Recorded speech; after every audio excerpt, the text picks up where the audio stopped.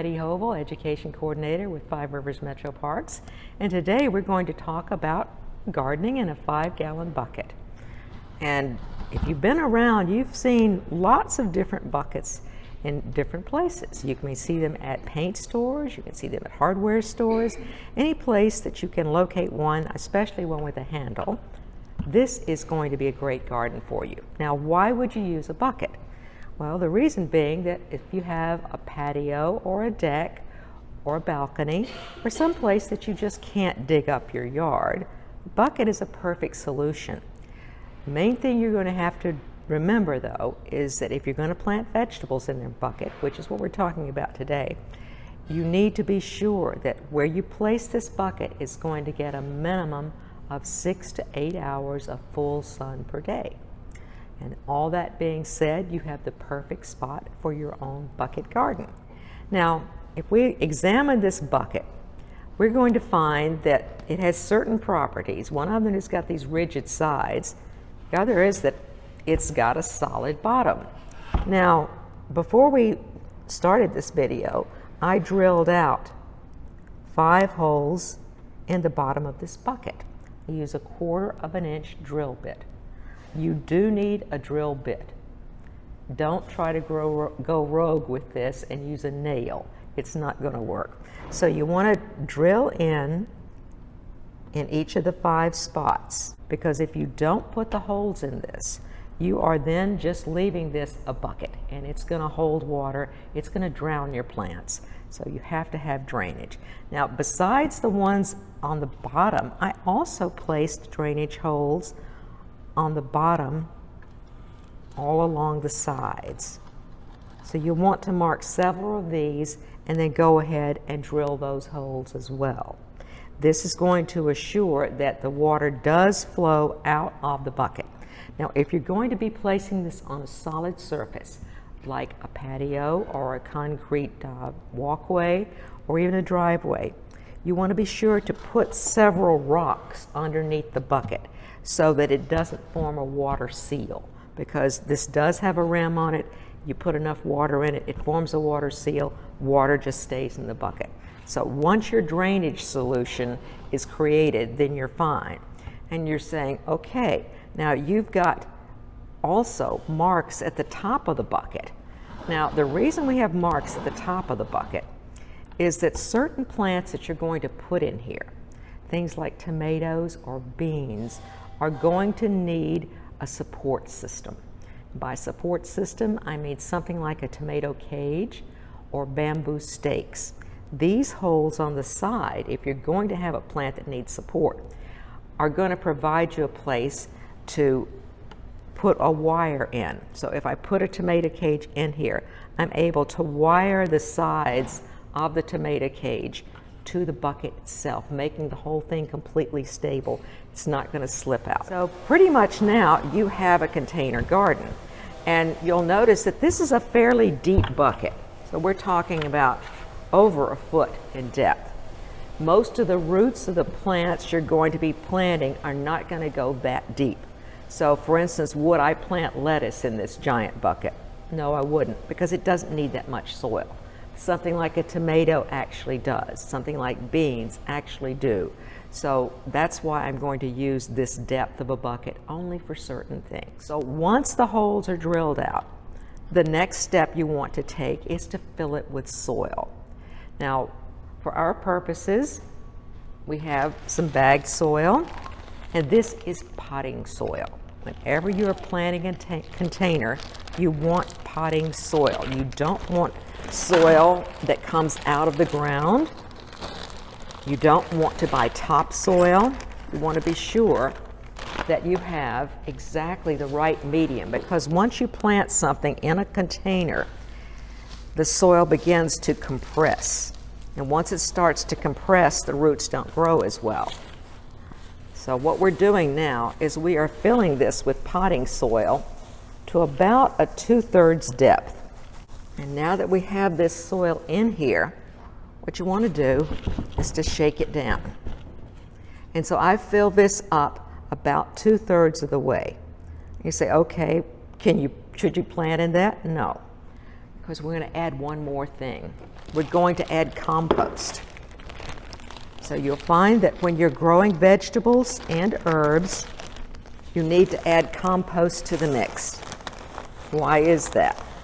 Because potting soil itself does not have any real nutrients in it. It's mostly ground up bark.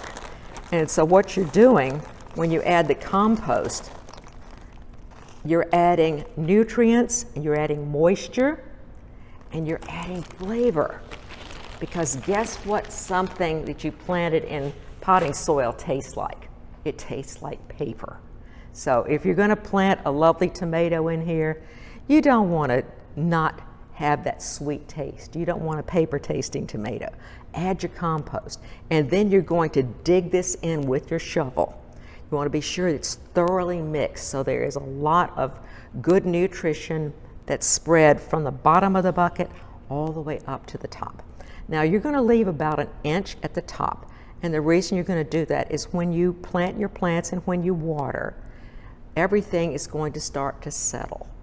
And if you don't have that little bit of a gap when you start to water in here, all the water is going to come out the top and it's not going to sink down to the bottom. So when you are watering, you want to be sure to water along the inside edge. I like to use a slow dribble on a hose, probably about 1/4 of an inch, and I go around this several times on the outside. When you water plants in a container, just like vegetables in the ground, you don't want to get the foliage wet because that sets up conditions for mildew or some disease. Now, because you're in a container, containers can dry out more quickly than soil that's in the ground. So use one of these. Most of us have a hand or two that we can use. What we do when we're testing for how much water there is we put our finger all the way down, all the way up to your knuckle. And what you're feeling is the moisture of the soil. If it feels like a sponge after you've just squeezed it out, sort of damp, that's perfect. If it's drier than that, you want to water it. If it's wetter than that, you don't water it. Now, what we can do is there are several things that you can look at as far as plant options. Like we said, you'll want to look at root depth, but also going back to the tomato planting, what you want to do is look for varieties that don't get any taller than 3 feet. And you say, but why? Well, because this is a finite structure. So if you put something that's more than 3 feet tall in it, it's going to get top heavy. It's going to flip over, especially if you've got that tomato cage in it. Now, once you've filled up your container, this is the time you want to put your supports in. So if you have a tomato cage, if you've got the bamboo stakes that you can tie together at the top to make a teepee for the beans to crawl up, you want to go ahead and put that in after you have planted. So I'm going to put my tomato in first, then I'm going to put those supports in, because what's going to happen if you don't plant the tomato, if you put the supports in first and then put the tomato in, you're going to have a lot of trouble. It's very awkward. Now that you've filled your container, the next thing you want to do is plant. And in the case of what you can plant, you'll plant 1 tomato. That's all this container is going to hold. If you're planting beans, you'll plant beans in 3 different places. Just plant the seeds, and 3 is plenty. Now, just for illustration purposes, we have a rosemary plant here. Now, rosemary is going to get rather large, so I'm only going to put 1 of these in here. And I wanted to show you that when you do get a plant out of a container like this, this rosemary is in good shape because it's got lovely white roots here. So what I'm going to do is I'm going to pull those slightly apart. I want to do this with anything that's got a lot of roots in the system. And what I'm doing here is I'm making it so the roots are going to find their way into the soil instead of just continuing to go round and round. Now what we're going to do is plant. And we've gone ahead and pulled the roots apart so that these roots will now spread out into the soil itself. When you're planting anything, you want this top surface to be level with the top surface in your container. So I pulled a little bit of soil away, about the same depth as this is, and I'm going to put this right in the center. Say, Betty, that's a lot of pot for a small plant. It's going to grow. That's the thing you have to remember about plants. They do have their own agenda. They will get big and they will get wonderful. This is rosemary, and I have to tell you right now, it smells wonderful. You absolutely want this just because it smells that good. So now that you've planted, what you want to do, remember we talked about watering, you want to water evenly along the side. You say, Betty, what about fertilizer? Now, you've already mixed compost into your soil. So this is very rich right now. What I'm going to do is I'm going to come back in about a week after this is watered in and settled, and I'm going to add just the slightest layer of additional compost at the top.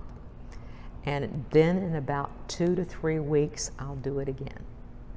But I'm not going to do it more after that, because the thing has gotten itself established, its roots are growing. You'll soon start to see new shoots come out. This is the same with any plant. You will see the new growth on it, and you will notice that the color begins to get richer. So if it's a tomato, you'll notice when it goes in, it might not look perfectly green, but after it's been in this pot and in the sun and watered, it's going to be a gorgeous green, and you will be so pleased because you'll start to see the little flowers and then the fruits and the whole deal. Now, once you've got this planted, you pretty much just sit back and wait. You're going to water it. You want the equivalent of 1 inch of rainfall per week. So how do you know that? Watch the news or have a rain gauge in your yard.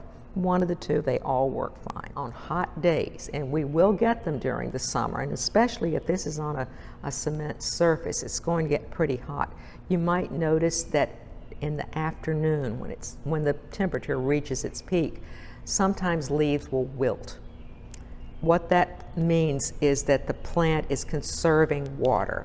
It decreases the leaf surface by making a wilt, and then once it's comfortable again, you'll notice that the leaves come back out. So if it's super hot, you can go out and just spray lightly. If that makes you feel better, it probably makes the plant feel better too. But for the most part, you don't want to overwater it, especially during the heat. Okay, now let's say it's late summer and your tomatoes have produced, they're not having any more blooms on them, the peppers are finished, whatever you planted is done. You can save this soil for next year if you'd like, or you can also just take the plant out, compost it, and you can take this soil and dump it in a flower bed, or you can save it for the following year. But clean out your container, wash it, and then you can store it. Now, that's about the easiest way to get through a growing season you can imagine. You don't have to worry about anything. You don't have to worry about the insects. You don't have to worry about anything that normally stresses gardeners out, because it's all done in a bucket. It's completely fun and easy, and at the end of the season you pick it up, store it, and you're done. And then you start to dream. But for the main part, you've enjoyed your summer, and you can think about, gosh, what am I going to plant next year? I may have more buckets.